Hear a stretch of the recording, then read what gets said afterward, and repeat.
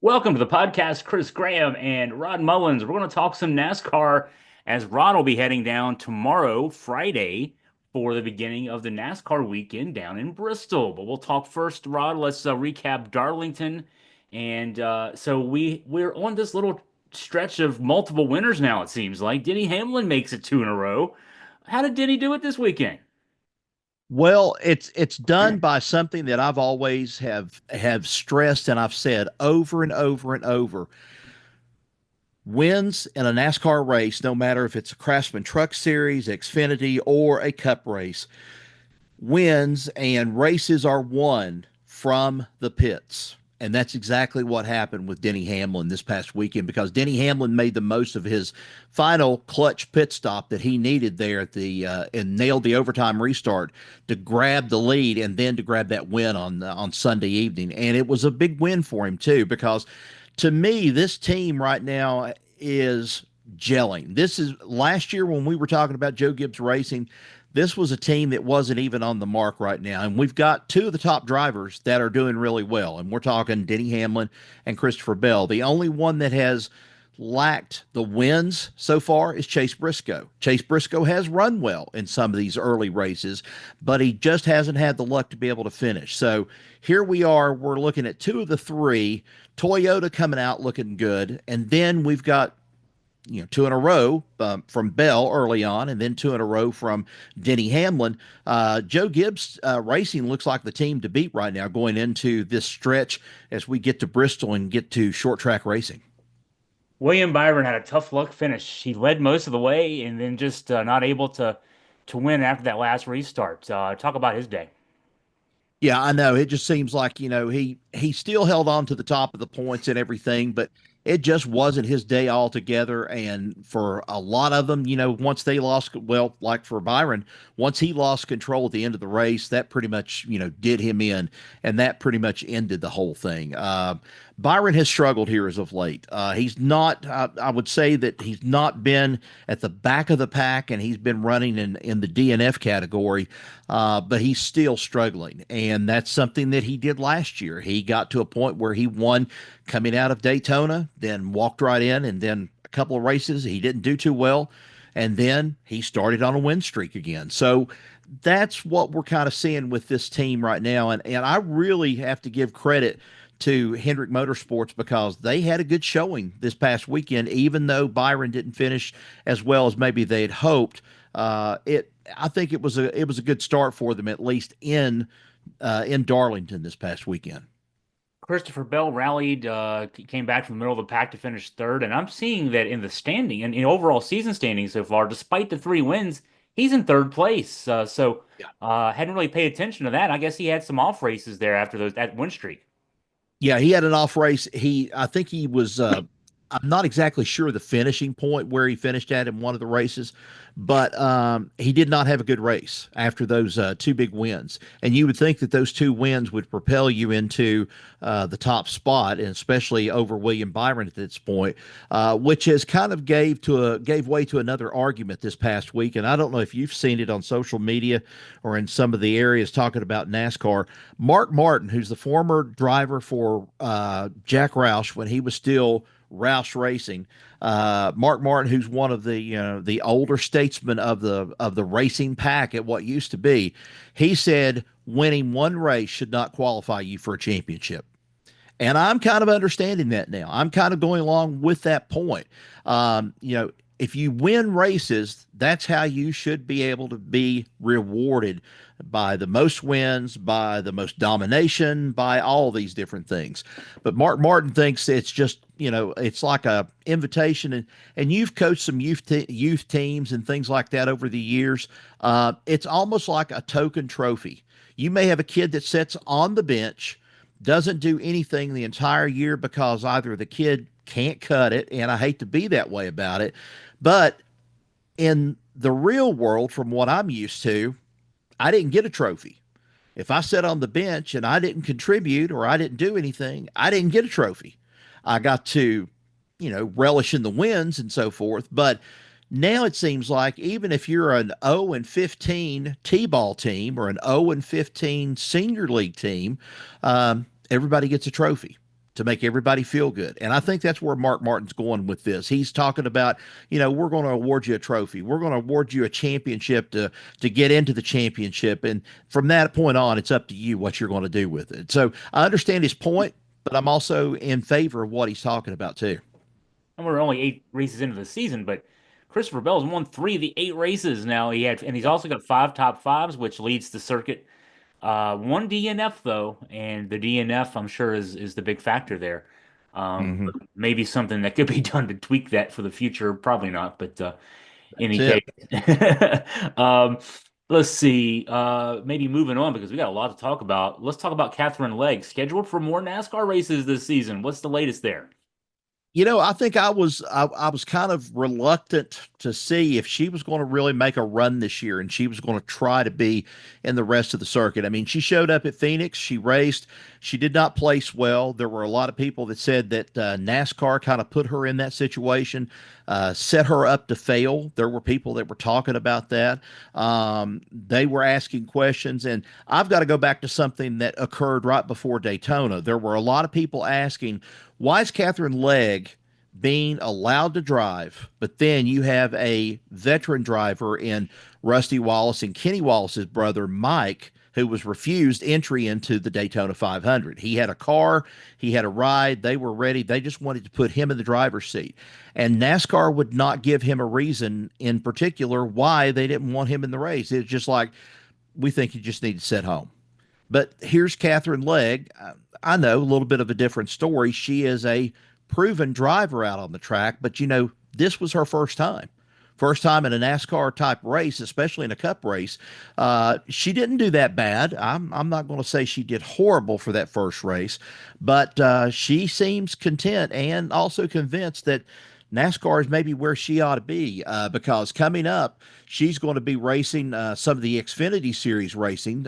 Starts on April 19th at Rockingham, and then she's going to make her Cup debut, or I should say, return debut in a ELF sponsored car at the Autodromo Hermanos Rodriguez in Mexico City on June 15th. Now, that's a track that she made history at in 2019 when she won the pole to become the first female driver to win during an ABB Formula 1A Formula E weekend for Ray Hall Letterman Racing. So she's got some good credentials on that track, so we could see some things out of her. But now, as the rest of the series and the season goes on, she's going to focus on some more races that's going to deal with Xfinity Series and probably wait till opportunity. I wouldn't be surprised we may hear from her by at least the Chicago Street Race when they race this year. That might be something she might be looking forward to. We'll just have to wait and see. All right, so now an update on a story we talked about last week or the week before. The Legacy Motorsports and Rick Ware Racing, their Mhm. their issue over the charter. Rick Ware Racing apparently agreed to sell its charter to Legacy, and now Legacy saying Rick Ware Racing has cold feet. They're filing Mhm. lawsuits against each other, and now there's an update. There's more legal action in this case. Rod, where are we? Well, we're in a situation right now of where they filed, I should say, Legacy Motor Club filed a requested a restraining order on Rick Ware Racing, and that was to go. The order's redacted, but it's regarding a charter purchase agreement that dissolved between the two parties, likely prevents Rick Ware Racing from entering into another transaction. So they're going to try to prevent them.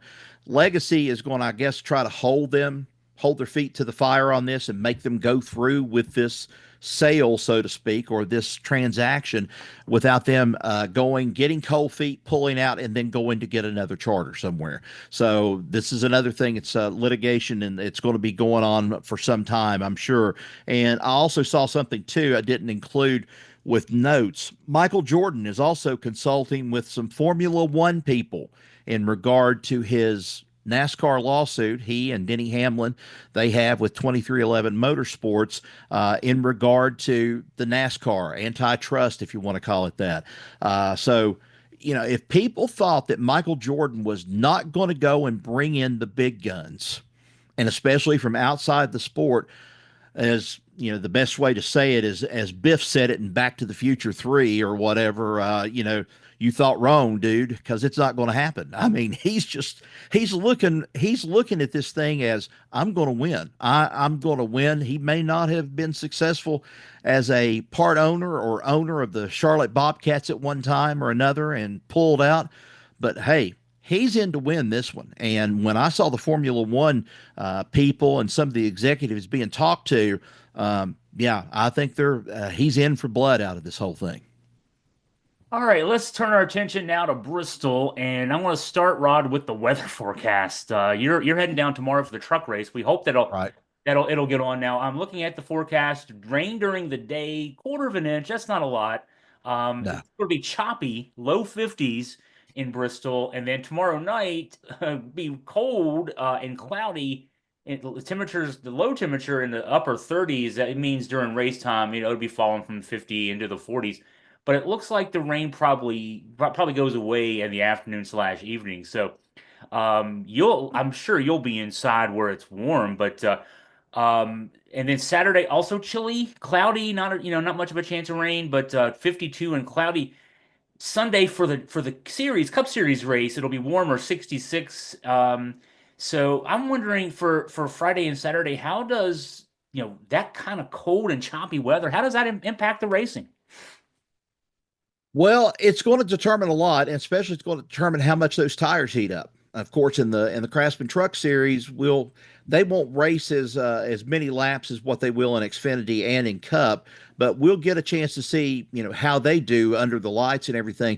Usually in cold weather, I think they do. I think they do a lot better. I think they just run really well, especially getting the engine hot and so forth. It might be a little bit of a hassle, I guess, for them being able to stick to the track, so to speak, because getting enough heat in the tires to where they can go and hold on and at least drop some of those gravels, pebbles as they call them, out from the rubber to be able to at least adhere to the surface to where they can get a little bit of grip. That's going to be a big question, especially on Friday night, maybe into Saturday also. That might be a question. Sunday, 66. Well, we looked at it a couple of years ago. I think. Well, I think it was last year. It wasn't too bad. It wasn't hot or anything like that, but God, what a number. The tires. I mean, we were talking about the tires last week, and we're talking about the tires this week. Who knows what's going to happen with the tires? They're bringing the same formula back.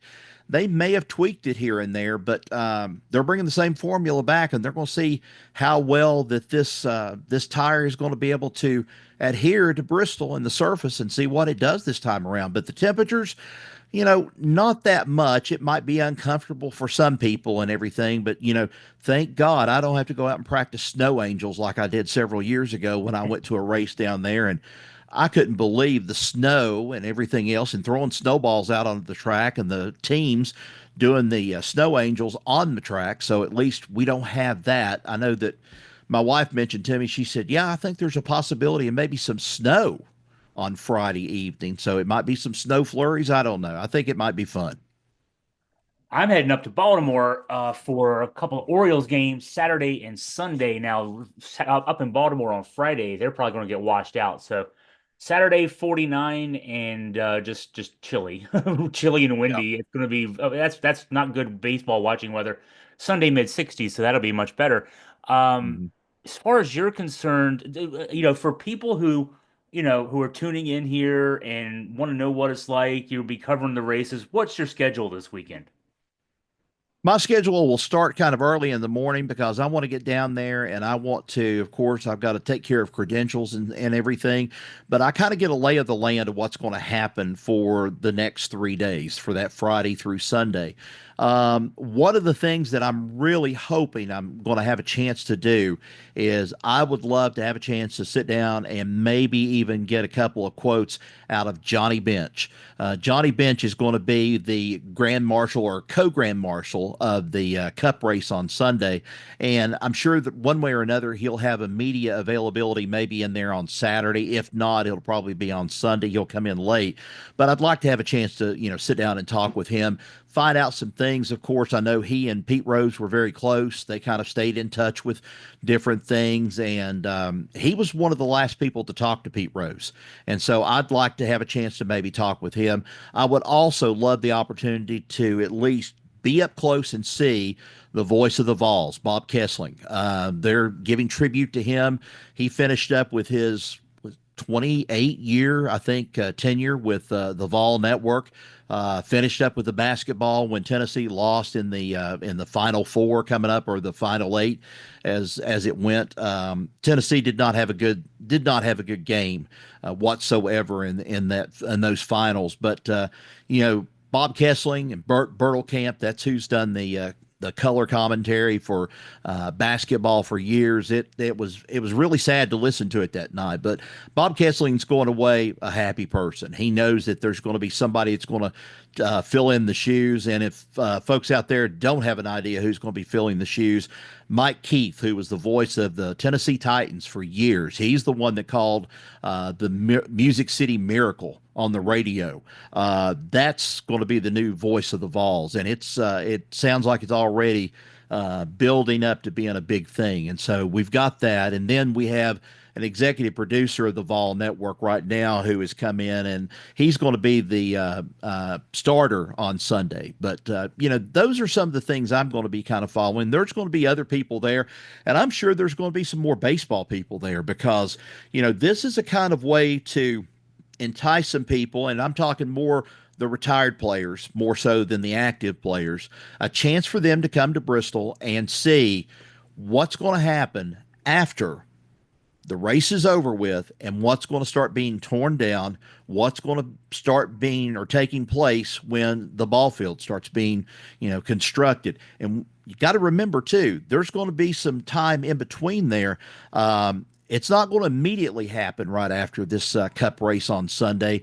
They've got a monster truck series that's going to be showing up down there in May. So they're going to have from probably May, June, July, they're going to have at least 2.5 months, I guess, probably, to get things ready and have it ready by the time August rolls around for the Speedway Classic. So there's going to be some interested people in that. I'm sure there's going to be a lot of people that's going to be testing things out. This may be the first time for some of these Bristol people, because they kind of tied in some tickets, I think, with the Speedway Classic, the Food City 500, the Food City 300, and also the Bass Pro Shops night race in September. So they're trying every way they can to entice a good crowd in there. So we're going to have to wait and, I guess, hold our breath to see what kind of crowd we're going to have on Sunday. It's been peaked the last few times, and I say that because it's been not so good. I'd like to see a bigger crowd this time around. And I think some of the racing that they've produced already this season has been great for the sport. I just hope we can see some more of that coming up on Sunday. Looking to Sunday, who runs well here? Who traditionally has good runs at Bristol? Denny Hamlin has had good runs. Of course, he won there last year. He won a race there last year at Bristol. But you have Bubba Wallace. Bubba Wallace has ran well at Bristol. Of course, that was a late model sportsman race that he ran at Bristol. But if he can get a car dialed in underneath him, he could do well. Christopher Bell. Christopher Bell led a number of laps here a couple of years ago, or at least about a year or two ago, where he led some laps, but then eventually got knocked out. Here's the situation. These drivers know that they have to stay out of trouble on Sunday. They have to stay out of trouble, and they have to keep their eyes open at all times, because one spin going into the turn could very well end their day. And some people might say, that's not possible. Well, when these cars are going 120, 130 miles an hour down the straight stretch, and they're going into that curve, especially into turn one, that's where you see if the handling's going to work right. And some of these cars will either careen up toward the wall, they'll lose a tire and go up toward the wall and then come back down into the middle of the pack. I've seen 4, 5, 6 cars destroyed at once at Bristol, and you run with what's left of the field.